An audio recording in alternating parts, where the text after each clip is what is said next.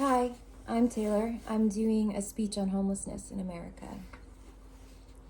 So I want you to imagine waking up each morning without the comfort of a roof over your head. There are loud sounds of traffic and noise all around you, but you still feel utterly alone. You take your belongings and try to prepare for another day in a world that often overlooks you. As you walk through the city, you're extremely aware of the stares, the whispers, and the judgments that are directed at you.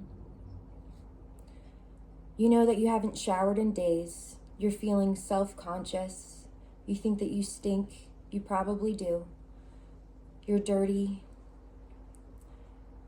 And your self-worth has never been lower. You feel vulnerable and exposed, so you search for a safe place to rest. You find an area in town with a group of other unhoused individuals, and there you bond over your shared experiences. You discuss your dreams and your struggles and your longing for stability. And then a fire truck pulls up, and firefighters are ordered to spray you with a fire hose and take your belongings. You're left with nothing but wet clothes on a cold night. I would like to say that this scenario is completely made up, but this is a real story told to me by a real person who is unhoused.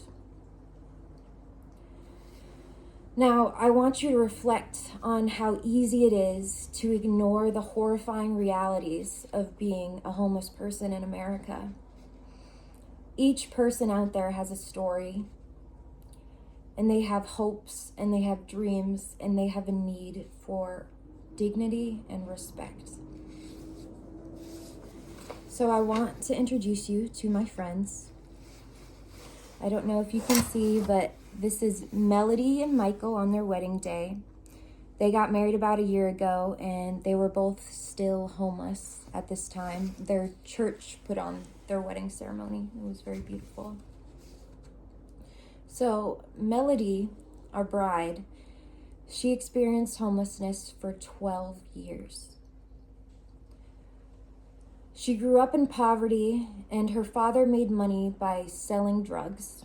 She had a very traumatic childhood, and she continued not having a support system through adulthood, which ultimately led her to homelessness and losing custody of her children. Some things that she struggled with, other than the horrible loss of her children, were painful starvation. She's had to resort to eating out of dumpsters multiple times. Now, one thing that most people don't realize is how well certain drugs are at suppressing hunger. Melody struggled with drug addiction, partially due to the starvation, but also because it helped her stay awake throughout all hours of the day. It's important to be awake all the time, because you never know when you'll get your stuff confiscated by a police officer. So you need to be ready to pack it up and leave at any moment. It's also important to be awake to protect yourself. The risk of physical or sexual violence is extremely high.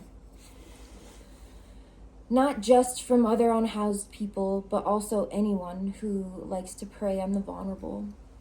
Melanie has told me some stories that wouldn't be appropriate to share during a class presentation, but they are very horrifying. Melody says from her experience, women have it 100 times worse. She's had to say multiple times, just because I'm starving doesn't mean I'll sleep with you for a hamburger. Another thing that makes it harder for women is if a man has to pee, he doesn't have to pull his pants down. If a woman has to pee out in the open, it makes her extremely vulnerable to sexual assault, which unfortunately Melody has experienced. Now, our groom, his name is Michael. He's 62 years old, and he experienced homelessness for 20 years of his life. That is almost a third of his entire life. When he was young, he joined the army, and during that time, he watched his best friend die right in front of him, and he received pretty awful PTSD. Back then, they didn't have the mental health resources for veterans that they do now. When I interviewed them and they told me this story, he started to break down and cry, and I felt really bad. It's really hard to see an elderly man just sobbing. Well, when both of his parents passed away, he fell into a downward spiral between the grief and the PTSD, which led him to homelessness. On top of the mental health issues, during his time of experiencing homelessness, he had a lot of physical health issues regarding his heart, and he almost died. Now, I am happy to tell you that Melanie and Michael have been out of homelessness for the last 4 months. Tina, the woman who I introduced you to in my last speech, helped them get into counseling, rehabilitation, and finally housing. Melody says that since leaving homelessness, they are both living their best lives. They have a strong support system with friends, family, and their church, of course, and they are a pillar to their community. They still volunteer all the time, and they donate what they can. I'm also happy to tell you that Melody has been reunited with her sons, and they have a strong relationship now.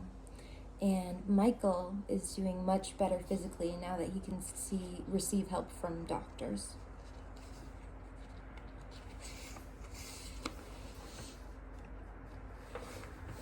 I put this infographic in the chat because I know that it is a little difficult to see, but it's the amount of people experiencing homelessness separated by state in the year of 2023. They don't have the 2024 one out yet because it's not the end of the year. So please take a look at that. On a single night in 2023, children made up 58% of the people experiencing homelessness within families. That's over 100,000 children vulnerable on the street. And that's just counting the children within families. This infographic shows how many unaccompanied children, people under the age of 18, are in each state. That means no support, no parents, no one to look out for them. I don't think there's anyone in this world who is more vulnerable than these children, and there's only a few states that are under 100. As a mother, that is just absolutely heartbreaking. So, what is the solution? Well, the solution to affordable housing in our country, the solution to homelessness in our country is affordable housing. We must adjust the cost of living to tackle our homelessness crisis. Now, I'm assuming that most of you, being young adults like me, don't own much, if any, land. I'm currently renting. I don't have any property. And I'm also struggling with the cost of living right now. So what can we do? Now, just because we can't solve homelessness doesn't mean we can't make a difference. These are real people who need our help. So the first thing we can do is volunteer our time. Charities and organizations are always looking for volunteers. We can donate. Now, the things that our homeless population needs the most at this time would be winter gear. So jackets, hats, scarves, gloves, warm socks, boots. They also need essentials such as menstrual products and obviously food. Another thing that we can do is support our local charities and donate our money so that they can get them the essentials. You can also donate to the National Coalition of the Homeless. Now, their website is nationalhomeless.org. It's pretty easy to find. This orange button is the donate button. It's just big in the corner. You just Google it and it will pop up. And the last thing we can do is be kind and respectful. These are real human beings suffering, and they deserve respect. As the holidays approach and we're in the spirit of giving, I know that we all have that family member who's extremely difficult to buy for because they already have everything. This year, let's remember those of us who have nothing. We all have the ability to make a difference in someone's life. Together, we can build a compassionate community. So let's take action today. Let's donate, volunteer, and advocate for the end of homelessness in America. Thank you.